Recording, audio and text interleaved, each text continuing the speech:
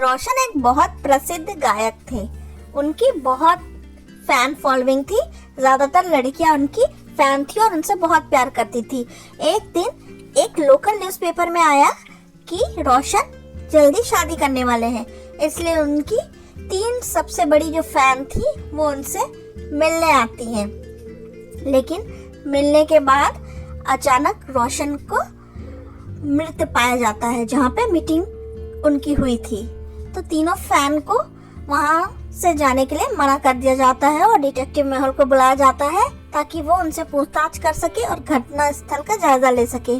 तीनों से पूछा जाता है तो तीनों एक ही बात बोलती हैं कि हम उनसे मिले, उनका ऑटोग्राफ लिया और फिर हम वहां से चले गए।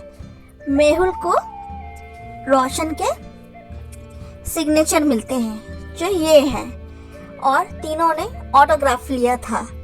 तो क्या आप बता सकते हो कि इन तीनों में से कौन है जिसने रोशन को मारा है? ये ब्लू वाली, रेड वाली या ग्रे टी शर्ट वाली?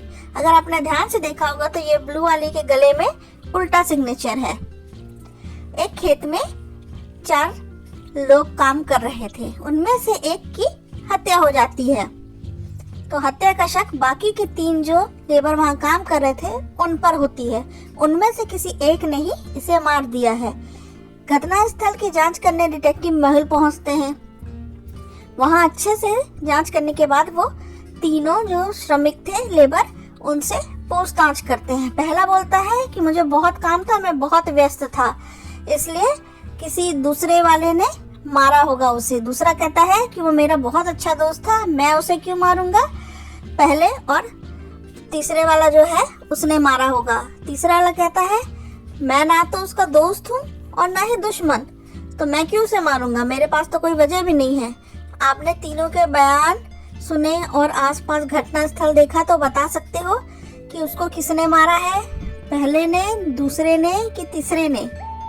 ध्यान से देखा होगा तो पहले और तीसरे जो लेबर है उसके हाथ में जो है टूल, उसमें 4 स्पाइक्स बने हुए हैं, लेकिन दूसरे वाले के उसमें 3 स्पाइक हैं और 3 स्पाइक का घाव इस मजदूर जो मर गया उसके वहां पे भी था।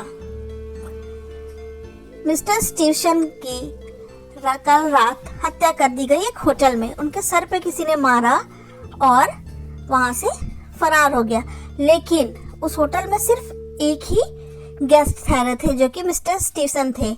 और रिसेप्शनिस्ट से डिटेक्टिव मेहुल पूछते हैं तो बताते हैं कि स्टीवसन एक बहुत ही अमीर आदमी थे, वो हमारे होटल में क्यों रुकेंगे, लेकिन उनकी गाड़ी हमारे होटल के सामने ही खराब हो गई थी। मैं पूरी रात मैकेनिक की तलाश में उनकी कार को ठीक कराने के लिए बाहर ही था। वॉचमैन कहता है कि बहुत तेज तूफान था, कल लाइट चली गई थी और जनरेटर भी ठीक से काम नहीं कर रहा था, तो मैं उसे ठीक करने के लिए तहखाने में गया था। नौकरानी बोलती है कि मिस्टर स्टीवसन ने अपने कमरे से फोन कर हाउसकीपिंग को बुलाया था और बोला था कि उनको कोई न परेशान करे, वो नाश्ता भी सुबह का नहीं करेंगे। तो इन तीनों में से कोई एक झूठ बोल रहा है। क्या आप अनुमान लगा सकते हैं कि कौन झूठ बोल रहा है? रिसेप्शनिस्ट, या वो हाउसकीपिंग वाली नौकरानी, या फिर वॉचमैन? रिसेप्शनिस्ट, चौकीदार और नौकरानी में से कौन झूठ बोल रहा है?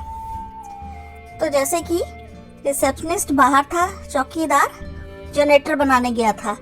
जब लाइट ही नहीं थी तो होटल के कमरे में से जो फोन होता है हाउसकीपिंग डिपार्टमेंट में, वो बिना बिजली के नहीं चलता है। इस वजह से जब बिजली ही नहीं थी तो मिस्टर स्टीवसन ने इस नौकरानी का फोन कैसे किया? इसका मतलब उसने ही उनका खून किया था। माइकल अपने घर में मृत पाया गया। घटनास्थल पे जासूस महल पहुंचते हैं और मेहुल 3 लोगों से पूछताछ करते जो उस समय वहां पे उपस्थित थी। उनकी पत्नी कहती है कि उस समय मैं सो रही थी। नौकर कहता है कि मैं बाहर गार्डन में झाड़ू लगा रहा था। कुक कहता है कि मैं उस समय सेब काट रहा था। तो आपने तीनों का बयान सुना और आप बता सकते हैं कि माइकल की हत्या किसने की थी?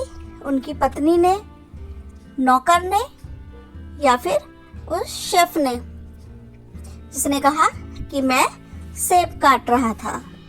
तो अगर आपने ध्यान से इन तीनों का बयान सुना होगा तो आप बता सकते हैं कुक ने, क्योंकि उसने कहा था कि वह सेब काट रहा है, लेकिन मेज पर सभी सेब वैसे ही रखे थे। इसका मतलब वह झूठ बोल रहा था। उसने ही माइकल की हत्या की थी।